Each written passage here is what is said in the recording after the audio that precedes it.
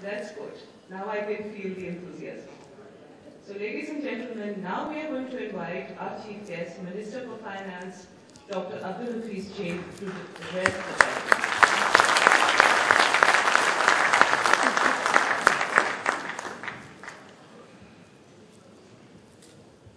Bismillahirrahmanirrahim.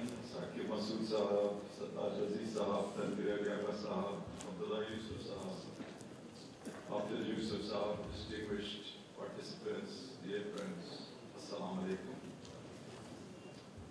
I'm delighted to be here. I also want to say that Prime Minister Gilani wanted to be here as well. Sadly, because of certain circumstances, he's not been able to make it, but he did want me to convey his felicitations to you and to say how much he appreciates the role of ICAP. So,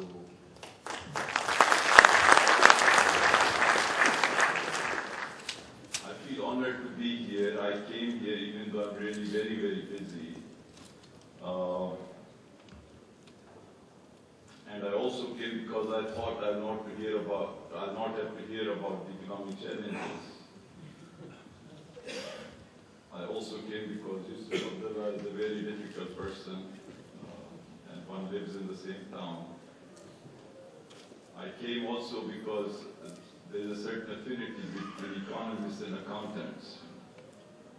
I had a friend from New Zealand, John Speakman, was an accountant, and he always said that economists are like accountants in the sense that they both love numbers, except that accountants have more personality.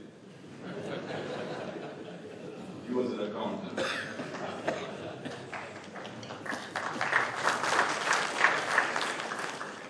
I also came seriously because I'm always looking for inspiration. And when you are in a job like mine, where you seem to be surrounded by insurmountable problems and cynical people, and you don't want to be cynical yourself, you want to believe in the destiny of this country and the resilience of its people and a future, a glorious, inshallah, future that awaits them, then you have to find motivation to go on. You have to find inspiration, both from within you and from institutions and people around you.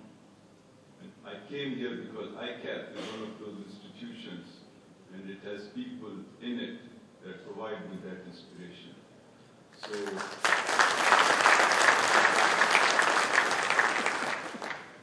let me say that as a Pakistani, I want to salute you. And we are proud of you. We are proud of you for your vision, for your commitment to professionalism, your ethics, your striving for quality, your integrity, and for projecting Pakistan positively both at home and abroad.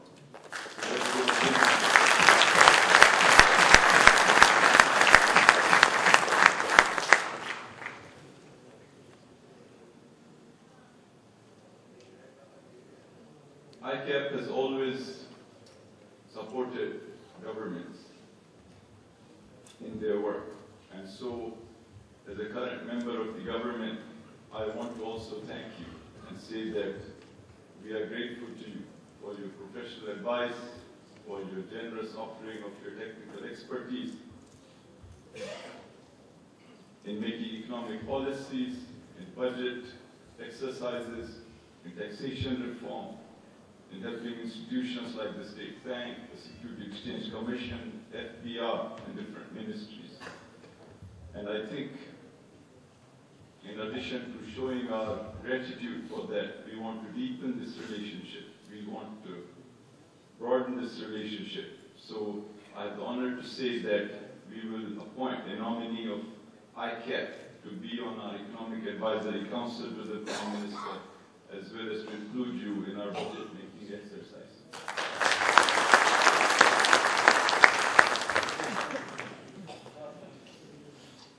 ICAP has a role because you are at the confluence of the big requirements and the big trends in our society, as well, indeed, globally. What are those? First, there is a hunger, there there's a desire, there's a demand, there's a requirement for transparency in government and in the public sector. Second, there is a tremendous need and a requirement for growth in the corporate sector. Third, the world needs to have more confidence in the numbers that come out of Pakistan, as well as in the way our institutions work and report.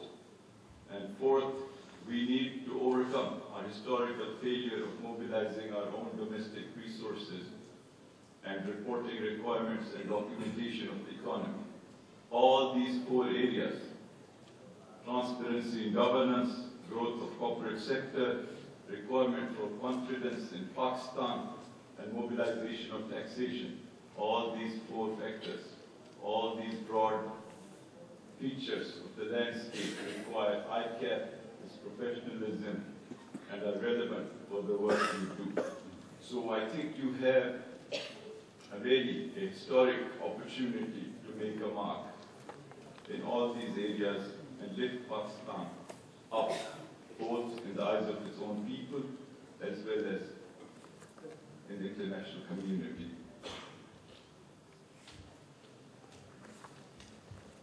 I had thought I will not have to talk about economics, but I think after the excellent speeches by Tanveer Ali Agha Sahab and Sartaj Aziz Sahab, I do want to just say one or two things briefly, because I don't want to be a villain standing between you and the dinner.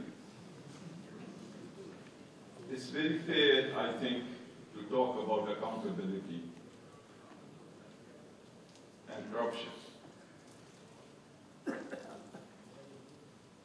At the same time, we should recognize that we are going through a transition and that we are going through a period in our history where tremendously important events are taking place.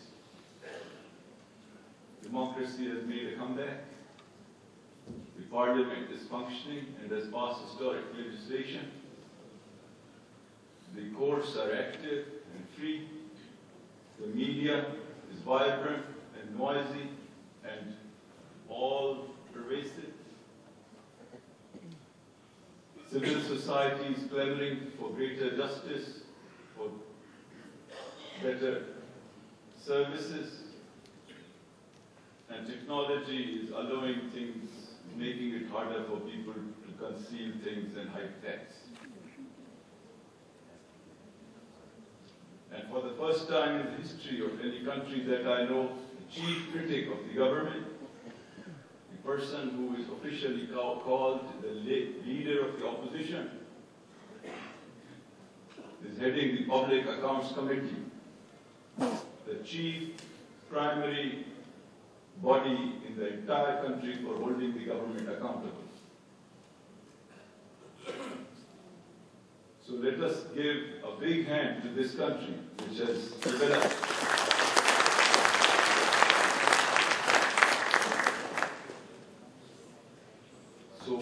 we should walk with our head high. We have come a long way. It's an extraordinary sight to see the leader of the opposition demanding any single person in the entire government to come and report to him on their conduct.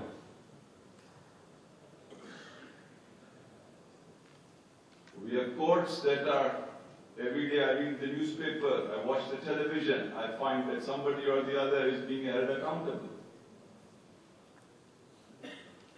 This is an extraordinary development in the history of Pakistan.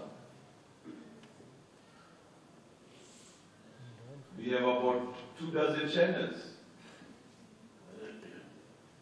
who are scrutinizing every single move of public officials, high government functionaries, of people in positions of responsibility, people in positions of authority, people who manage funds. This level of scrutiny we've never had in the history of Pakistan, and is perhaps not present in over 100 countries of the world. So let us celebrate that. Let us celebrate this great transition.